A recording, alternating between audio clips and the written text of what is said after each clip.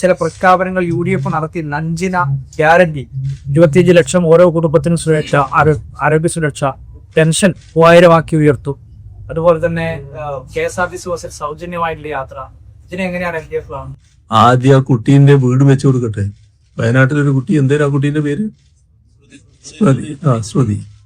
ആ വീട് ആദ്യം വെച്ചു കൊടുക്കട്ടെ, എന്നിട്ട് മറ്റു കാര്യങ്ങളെ പറ്റി നമുക്ക് പറയാം.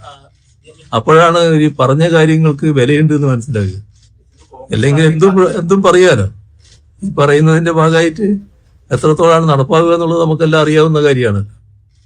നമുക്കറിയാം, നമ്മുടെ സംസ്ഥാനം ഒട്ടേറെ ദുരന്തങ്ങൾ ഏറ്റുവാങ്ങേണ്ടി വന്ന നാടാണ്. ഈ 2021 ശേഷം ഉണ്ടായ വലിയ ദുരന്തമാണ് മുണ്ടക്കൈ ചൂരൽമല. മുണ്ടക്കൈ ചൂരൽമല ദുരന്തത്തിൽ നമുക്ക് വീട് നഷ്ടപ്പെട്ട ആളുകൾക്ക് വീടുകൾ നിർമ്മിച്ച് നൽകേണ്ടതായിട്ടുണ്ടായിരുന്നു. അതിനായി ഒരു മാതൃകാ ടൗൺഷിപ്പ് നമ്മൾ രൂപം കൊടുത്തു. അതിൻ്റെ ഭാഗമായി 178 വീടുകൾ ഇപ്പോൾ പൂർത്തിയാക്കപ്പെട്ടിട്ടുണ്ട്. ബാക്കി വീടുകളുടെ നിർമ്മാണം അതിവേഗതയിൽ നടക്കുകയാണ്. ഇവിടെ നമ്മുടെ സംസ്ഥാനത്തിൻ്റെ ഒരു പ്രയാസം നാം കാണേണ്ടത് ഇത്തരം കാര്യങ്ങളിൽ കേന്ദ്രത്തിൻ്റെ സഹായം വേണ്ടത്ര ഉണ്ടായില്ല എന്നത് തന്നെയാണ്. നമ്മുടെ ആരോഗ്യമേഖല എല്ലാ രീതിയിലും ശക്തമാണ്. കൂടുതൽ ശക്തിയിലേക്കത് ഉയർന്നുകൊണ്ടിരിക്കുകയാണ്. ഇവിടെ ഇൻസ്റ്റിറ്റ്യൂട്ട് ഓഫ് അഡ്വാൻസ്ഡ് വൈറോളജി ഉൾപ്പെടെയുള്ള ആധുനിക സ്ഥാപനങ്ങൾ ഈ രംഗത്ത് സ്ഥാപിക്കാൻ നമുക്ക് കഴിഞ്ഞിട്ടുണ്ട്. നമ്മുടെ സംസ്ഥാനത്ത് മാത്രമല്ല, രാജ്യത്താകെ സർക്കാർ ജീവനക്കാർക്കുണ്ടായിരുന്ന ഒരു വിഷമം, അതിന് പരിഹാരം കാണാൻ ഇപ്പോൾ LDF സർക്കാർ തയ്യാറായി. സർക്കാർ ജീവനക്കാരുടെ സുരക്ഷിതമായ ഭാവി കണക്കിലെടുത്തുകൊണ്ട് എഷ്വേർഡ് പെൻഷൻ പദ്ധതി 2025 ഏപ്രിൽ മുതൽ നടപ്പിലാക്കിയിരിക്കുകയാണ്. ഇത് അവസാന ശമ്പളത്തിൻ്റെ 50% പെൻഷൻ ഉറപ്പാക്കുകയാണ്. അപ്പോൾ നല്ല രീതിയിൽ സ്വീകരിക്കപ്പെട്ട ഒരു പദ്ധതിയാണ്. നമ്മുടെ സംസ്ഥാനത്ത് നിന്ന് ധാരാളം ആളുകൾ പ്രവാസ ജീവിതം നയിക്കുന്നുണ്ട്. പ്രവാസി സഹോദരങ്ങൾ കേരളത്തിൻ്റെ പൊതുകാര്യങ്ങളിൽ തൽപരരാണ്. സജീവമായി കേരളത്തിൻ്റെ പ്രശ്നങ്ങൾ ഇടപെടുന്നവരാണ്. അത്തരത്തിലുള്ള പ്രവാസികളെ നല്ല രീതിയിൽ ബന്ധപ്പെടുക, അവരുടെ സേവനം നമുക്ക് ഉപയോഗിക്കാൻ കഴിയുക, അതിലൂടെ പുതിയ അവസരങ്ങൾ നാട്ടിലൊരുക്കാൻ പറ്റുക, ഇതൊക്കെ നല്ല നിലക്ക് നിർവഹിക്കാൻ സംസ്ഥാനത്ത് കഴിഞ്ഞിട്ടുണ്ട്. അതിൻ്റെ ഭാഗമായി തന്നെ പ്രവാസികളുടെ ക്ഷേമം ഉറപ്പാക്കുന്നതിനായി ഇത്തവണ ബജറ്റിൽ 150 കോടി അനുവദിച്ചിട്ടുമുണ്ട്. അതോടൊപ്പം പ്രവാസികളുടെ ഒരു ആവശ്യമായിരുന്നു, വിവിധ കാര്യങ്ങളിൽ അവർക്ക് ബന്ധപ്പെടേണ്ട സാഹചര്യം വരുന്നുണ്ട്. ചില പരാതികളുണ്ടായാൽ അതുമായി ബന്ധപ്പെടാനുള്ള സംവിധാനം വേണം. ഒരു പ്രത്യേക പോലീസ് സ്റ്റേഷൻ അവർക്കായി ഉണ്ടാകുന്നത് നല്ലതാണ് എന്ന അഭിപ്രായം അവർ തന്നെ മുന്നോട്ട് വെച്ചിരുന്നു. അത് അംഗീകരിക്കുകയും പ്രത്യേക പോലീസ് സ്റ്റേഷൻ ആരംഭിക്കുകയും ചെയ്തു. പ്രവാസികളുടെ പ്രശ്നങ്ങൾ പരിഹരിക്കാൻ സംവിധാനമൊരുക്കുക അതും സർക്കാർ ചെയ്യുകയാണ്. ഇവിടെ മുന്നോക്ക, പിന്നോക്ക, ന്യൂനപക്ഷ വ്യത്യാസമില്ലാതെ തുല്യനീതി ഉറപ്പാക്കുക. അതിനുവേണ്ടിയാണ് JB കോശി കമ്മീഷന്റെ രൂപീകരണം ഉണ്ടായത്. JB കോശി കമ്മീഷൻ റിപ്പോർട്ടുകൾ നൽകി. ആ റിപ്പോർട്ടിൽ 220 ശുപാർശകൾ നടപ്പാക്കാൻ നമുക്ക് കഴിഞ്ഞിട്ടുണ്ട്. സാമൂഹ്യക്ഷേമവും അടിസ്ഥാന സൗകര്യ വികസനവും ഒരുപോലെ മുന്നോട്ട് കൊണ്ടുപോകുന്ന സമഗ്ര വികസന മാതൃകയാണ് നമ്മൾ ആവിഷ്കരിച്ചത്. ഇവിടെ പുതിയ വെല്ലുവിളികൾ ഏറ്റെടുത്തുകൊണ്ട് അതിജീവനത്തിൻ്റെ മാതൃകകൾ സൃഷ്ടിച്ച് നവകേരളം പടുത്തുയർത്തലാണ് ഉദ്ദേശിക്കുന്നത്. നമ്മുടെ നാട് ലോകത്തിൻ്റെ വികസനത്തോട് ചേർന്ന് ഒരു വികസിത കേരളമായി മാറണം എന്നാണ് പൊതുവെ ജനങ്ങൾ ആഗ്രഹിക്കുന്നത്. നാം നേരത്തെ നവകേരളം നിർമ്മിക്കുന്നതും ഇത്തരത്തിൽ തന്നെയാണ് ഉദ്ദേശിച്ചിട്ടുള്ളത്. നമ്മുടെ നാട് നല്ല രീതിയിൽ മുന്നോട്ട് പോകണം. ഇപ്പോൾ നല്ല ശാന്തിയും സമാധാനവും നിലനിൽക്കുന്നുണ്ട്. അത് ഉറപ്പാക്കാനാകണം. അതോടൊപ്പം വർഗീയതയെ, വെറുപ്പിനെ അകറ്റി നിർത്താൻ നമുക്ക് കഴിയുകയും വേണം. കഴിഞ്ഞ 10 വർഷമായി വർഗീയ സംഘർഷമില്ലാത്ത, വർഗീയ കലാപമില്ലാത്ത ഒരു നാടാണ് കേരളം. ആ നിലയിൽ തന്നെ തുടരുക. നമ്മുടെ സാഹോദര്യ ബന്ധം കൂടുതൽ ദൃഢമാക്കുക. ജാതിഭേദമോ അദ്വേഷവും ഇല്ലാതെ എല്ലാവരും സഹോദരരായി കഴിയുന്ന നില ശക്തിപ്പെടുത്തുക. അതിനുതകുന്ന നടപടികളും നമ്മൾ വിട്ടുവീഴ്ചയില്ലാതെ നടപ്പാക്കപ്പെടുകയാണ്. ഇതാണ് പ്രോഗ്രസ് റിപ്പോർട്ട് സംബന്ധിച്ച് പറയാനുള്ളത്. ഇവിടെ ഇത്തവണത്തെ പ്രോഗ്രസ് റിപ്പോർട്ടിൽ 97% നടപ്പാക്കാൻ കഴിഞ്ഞിട്ടുണ്ട്. പൂർണ്ണമായി നടപ്പാക്കലോ പൂർണ്ണതയിലേക്ക് എത്തുകയോ ചെയ്യുന്ന തരത്തിൽ 97% ആയി കഴിഞ്ഞിട്ടുണ്ട്. അതാണ് അവസ്ഥ. ഇതാണ് പറയാൻ. ഇപ്പൊ കഴിഞ്ഞ സർക്കാരിന്റെ കാലത്ത് കൃത്യമായ എണ്ണം പറഞ്ഞിട്ടുണ്ടായിരുന്നു. 600 UK 80 എന്നാണ് പറയുന്നത്. ഇക്സവണ ശതമാനത്തിൽ പറയുമ്പോൾ കണക്ക് അത് കൃത്യമായ എണ്ണം തന്നെയുണ്ട്. അതിന് വിഷമം ഉണ്ടാവില്ല. ആ റിപ്പോർട്ടിന്റെ ഭാഗമായി വരുമ്പോൾ കൃത്യമായ എണ്ണം തന്നെ വരും. എല്ലാ വർഷവും ഈ പ്രോഗ്രസ് റിപ്പോർട്ട് അവതരിപ്പിച്ചത് കൂടുതൽ ജനങ്ങളിൽ സ്വീകാര്യത ഉണ്ടാക്കാൻ ഇടയാക്കിയോ? CMന്റെ വിലയിരുത്തൽ എങ്ങനെയാണ്? ജനങ്ങൾ ഇതിനെ എങ്ങനെയാണ് സ്വീകരിക്കുന്നത്? ഇത് നമ്മുടെ ജനാധിപത്യ സംവിധാനത്തിൽ വളരെ പുതുമയുള്ളൊരു കാര്യമാണ്. അതുകൊണ്ട് തന്നെ ജനങ്ങൾ നല്ല രീതിയിൽ സ്വീകരിച്ചു.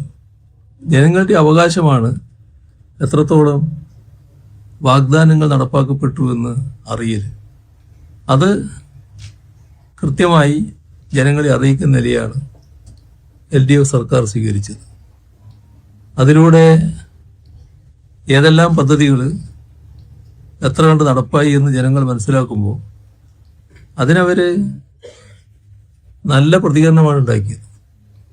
ഇപ്പോൾ 2021 LDFന്റെ വിജയത്തിന്, അല്ലെങ്കിൽ നമ്മുടെ നാടിൻ്റെ ചരിത്രം തിരുത്തി LDFന് തുടർഭരണം സമ്മാനിക്കുന്നതിന് ഇതെല്ലാം ഒരു ഘടകമാണ്.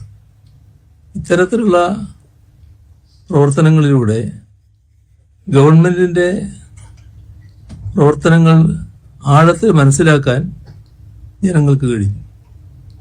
അപ്പോൾ നിങ്ങളെല്ലാവരും സഹായിച്ച് നൽകുന്ന റിപ്പോർട്ടുകൾ അതാണോ ശരി എന്നത് അവർക്ക് ശരിക്കും വിലയിരുത്താനൊരു അവസരമായി ഈ പ്രോഗ്രസ് റിപ്പോർട്ടുകൾ ഉള്ളതുകൊണ്ട് അതുകൂടി ചേർത്തുകൊണ്ടാണ് അവസാനം ചരിത്രം തിരുത്തി പുതിയ ചരിത്രം രചിക്കാൻ ജനങ്ങൾ തയ്യാറായത് എന്നുകൂടിയാണ് ഞങ്ങൾ കാണുന്നത്. വലിയ വികസന പദ്ധതികളുടെ കൂട്ടത്തിൽ കേരളയിൽ നടപ്പാക്കാൻ പറ്റാതെ ഒരു വിഷമമാണ്. അതായത് അതാണ് നമ്മൾ ചിന്തിക്കേണ്ട ഒരു കാര്യം. നമ്മുടെ നാട്ടിന് യാത്രക്ക് നല്ല വേഗത വേണമല്ലോ. നമ്മളെല്ലാവരും യാത്ര ചെയ്യുന്നവരാണ്. പക്ഷേ വലിയ പ്രയാസം നമുക്ക് യാത്രയിൽ അനുഭവിക്കേണ്ടി വരുന്നുണ്ട്, വേഗതയില്ലാത്തതുകൊണ്ട്. അത് ഒഴിവാക്കുന്നതിനാണ് വേഗതയുള്ള ട്രെയിൻ സർവീസ് വേണം എന്ന് സർക്കാർ ആലോചിച്ചത്. പക്ഷേ ട്രെയിൻ സർവീസ് ആകുമ്പോൾ അതിന് കേന്ദ്ര റെയിൽവേയുടെ അനുമതി വേണം, കേന്ദ്ര ഗവൺമെൻറ് അനുമതി വേണം. അപ്പോൾ ഇത്തരമൊരു കാര്യത്തിന് അനുമതി ലഭ്യമാകാതിരിക്കുമെന്ന് ഞങ്ങൾ ഒരു തരത്തിലും കാണുന്നില്ല. വേഗം തന്നെ അനുമതി ലഭിക്കുമെന്നാണ് പ്രതീക്ഷിച്ചത്. കേന്ദ്ര ഗവൺമെന്റിനെ ഞങ്ങൾ സമീപിച്ചു. പക്ഷേ ഇവിടെ അത് ചിലര് രാഷ്ട്രീയ ഉദ്ദേശത്തോടെയാണ് എടുത്തത്. നാടിൻ്റെ ആവശ്യം അത് മാറ്റിവെച്ചുകൊണ്ട് ഇപ്പം നടപ്പാക്കണ്ട എന്ന നിലപാടാണ്. അതായത് LDF ഗവൺമെന്റ് കീഴിൽ അത്തരം ഒരു പദ്ധതി നടപ്പാക്കരുത് എന്താണ്. അത് കോൺഗ്രസും UDFും ആ നിലപാടെടുത്തു, BJPയും ആ നിലപാടെടുത്തു. നമ്മുടെ സംസ്ഥാനത്തിൻ്റെ പൊതുവായ താല്പര്യങ്ങൾക്കെതിരായി ഇവരെല്ലാം നിൽക്കുന്ന കാഴ്ചയാണ് ഓരോ ഘട്ടത്തിലും നമുക്ക് കാണാൻ കഴിഞ്ഞിട്ടുള്ളത്. ഇങ്ങനെ വന്നപ്പോൾ രാഷ്ട്രീയമായി കേന്ദ്ര ഗവൺമെന്റ് പതിനെടുത്തു. സാധാരണക്കാർക്ക് ഭരണ നടപടി അനുസരിച്ച് ഇതിന് അനുമതി നൽകാതിരിക്കുക എന്ന പ്രശ്നമേ വരുന്നില്ല. പക്ഷേ കേന്ദ്ര ഗവൺമെന്റ് അവരുടെ ഭാഗമായ ആൾക്കാരും ഇവിടുത്തെ UDFും BJP UDFും എതിർക്കുന്ന ഒരു പദ്ധതിക്ക് തൽക്കാലം അംഗീകാരം നൽകേണ്ടതില്ല എന്ന നിലപാടാണ് എടുത്തത്. അത് ഞങ്ങൾ തുറന്ന് ശ്രമിച്ചു. പക്ഷേ അനുമതി കിട്ടുന്നില്ല എന്ന് വന്നപ്പോൾ പിന്നെ ശ്രമിച്ചത് കൊണ്ട് കാര്യമില്ല. എന്നാൽ ഇത് തന്നെ മറ്റൊരു രൂപത്തിൽ നടപ്പാക്കാൻ കഴിയും. അതാണ് RRT സമ്പ്രദായം. ഡൽഹി മേററ്റ് RRT ഇപ്പോൾ പ്രാവർത്തികമായിട്ടുണ്ട്. അതിന് ആ വകുപ്പിനെ സമീപിച്ചപ്പോൾ അവർക്കത് പൂർണ്ണ സമ്മതമാണ്. അത് റെയിൽവേയുടെ സമ്മതം ആവശ്യമില്ല. ആ ഒരു പദ്ധതി ആലോചനയിലുണ്ട്. അതുമായി ബന്ധപ്പെട്ട് ചില പ്രാരംഭ ചർച്ചകൾ നടന്നിട്ടുണ്ട്. ഏതായാലും നമുക്ക് കേരളയിലില്ലെങ്കിലും ഈ തരത്തിലെങ്കിലും ആ പദ്ധതി നടപ്പാക്കാൻ കഴിയുമെന്നാണ് പ്രതീക്ഷിക്കുന്നത്. കോൺഗ്രസിന്റെ ഇപ്പോൾ കണക്ക് KPCC കൈവശം തിരിച്ച് പുറത്തുവിട്ടിട്ടുണ്ട്. 5.5 കോടി രൂപ അത് വിശ്വസനീയമായ ഒരു കണക്കായി തോന്നുന്നുണ്ടോ?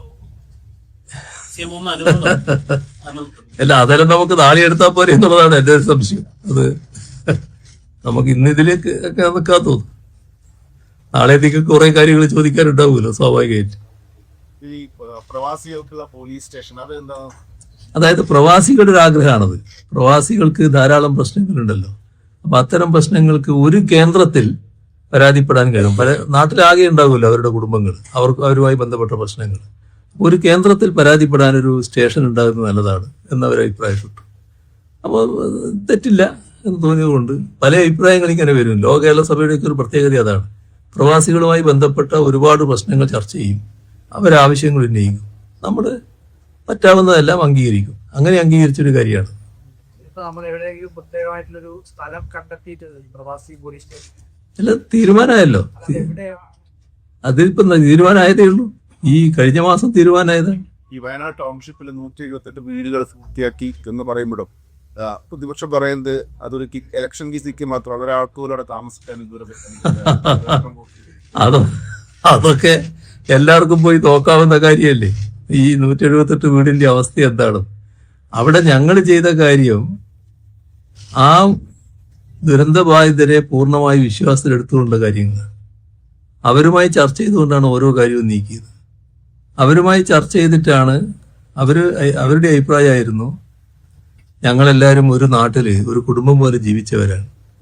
നിങ്ങൾ പുനരധിവാസത്തിന്റെ സഹായം നൽകിയാൽ ഞങ്ങൾ അതും വാങ്ങി ഓരോ കൊമ്പത്തോ. അപ്പൊ ഞങ്ങൾക്കെല്ലാം ഒരിടത്ത് ജീവിക്കാനുള്ള സൗകര്യം ഒരുക്കണം. ഇത് അവരുടെ അഭിപ്രായമായിരുന്നു. ആ അഭിപ്രായം കേട്ടപ്പോൾ അങ്ങനെയാണെങ്കിൽ നമുക്കൊരു ടൗൺഷിപ്പ് നിർമ്മിക്കാമെന്ന് ആലോചിച്ചു. ആ ടൗൺഷിപ്പ് നിർമ്മാണത്തിന്റെ കാര്യത്തിൽ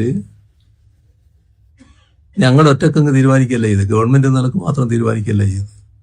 പ്രതിപക്ഷത്തിന് റോളുണ്ടല്ലോ. എല്ലാവരും ആ ഘട്ടത്തിൽ ഒന്നിച്ചല്ലേ ഒരു വികാരത്തിലേ നിൽക്കുന്നത്.